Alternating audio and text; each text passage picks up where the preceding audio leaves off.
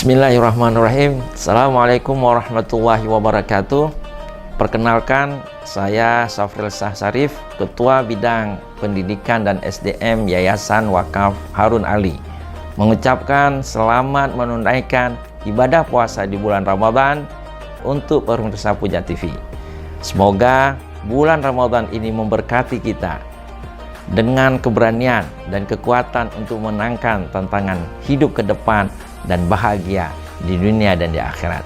Wassalamualaikum warahmatullahi wabarakatuh.